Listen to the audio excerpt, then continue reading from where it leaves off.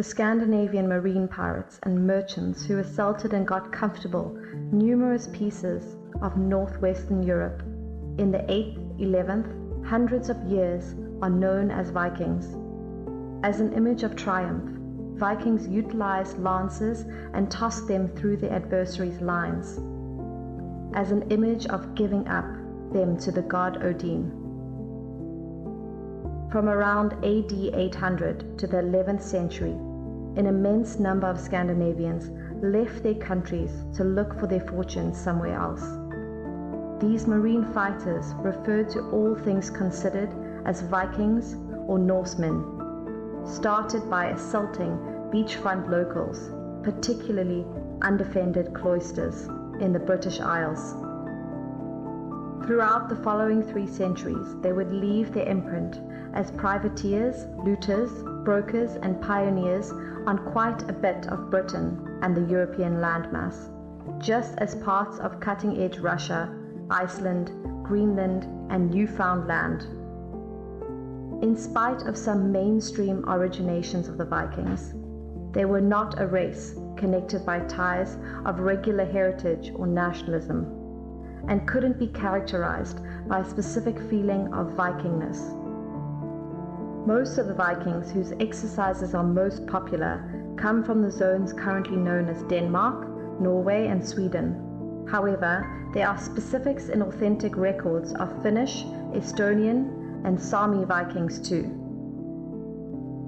Their shared opinion and what made them not quite the same as the European people groups they went up against was that they came from an unfamiliar land, and they were not cultivated in the neighborhood comprehension of the word, and in particular, they were not Christian.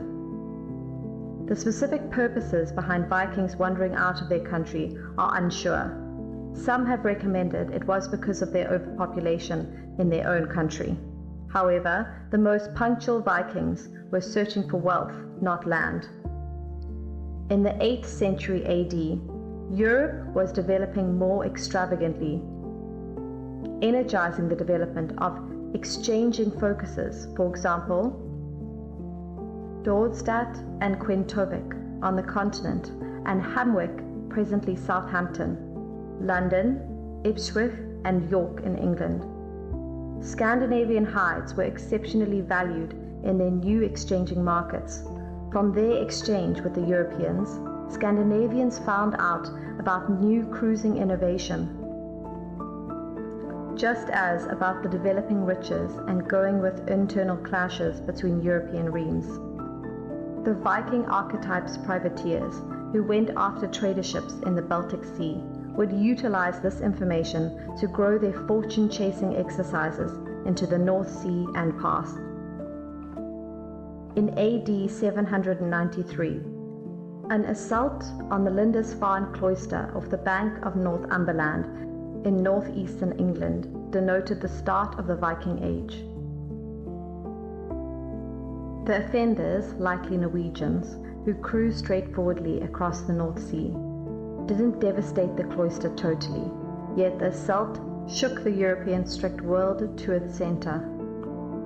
In contrast to different gatherings, these weird, new intruders had no regard for strict establishments, for example, the religious communities, which were frequently left unguarded and helpless close to the shore.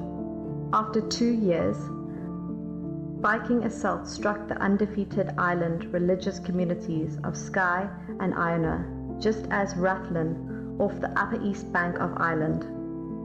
The main recorded assault in mainland Europe came in 799 at the island cloister of St. Philibert's on Normantia, close to the estuary of the Loire River. For quite a few years, the Vikings bound themselves to quick in and out attacks against seaside focuses on the British Isles, especially Ireland and Europe. They at that point exploited inside clashes in Europe to broaden their action further inland. After the demise of Louis the Pious, sovereign of Francia, current France and Germany, in 840, his child Lothar really welcomed the help of a Viking armada in a forced battle with siblings. The Vikings were exceptionally versatile. They figured out how to exploit whatever circumstance they wound up in. At the point when they got comfortable in Europe, they took farmlands, indeed, yet they likewise met new individuals. They took slaves. However, the slaves turned out to be important for their families. Their dialects were not excessively unique. They were all Germanic-based dialects. And the Vikings were not on a unique campaign. They weren't attempting to carry agnosticism to Europe, a remarkable inverse indeed. They were accepting impacts from Europe that they saw as by one way or another, mechanically or perhaps here and there politically prevalent. They weren't out to slaughter everybody in the open country, yet rather to figure out how to live, to settle in, and I think they just promptly blended in. The degree that they are not, at this point, routine gatherings of individuals who set sail to investigate, exchange, loot, notwithstanding the individuals who did those things sometimes in the past, have relatives today who live all over Scandinavia and Europe.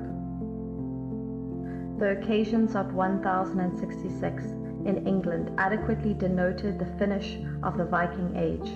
At that point, the entirety of the Scandinavian realms were Christian, and what survived from Viking culture was being retained into the way of life of Christian Europe.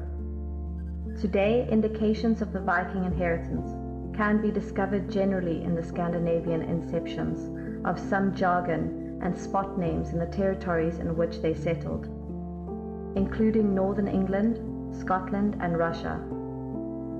In Iceland, the Vikings left a broad assemblage of writing, the Icelandic Adventures, wherein they praise the best triumphs of their wonderful past.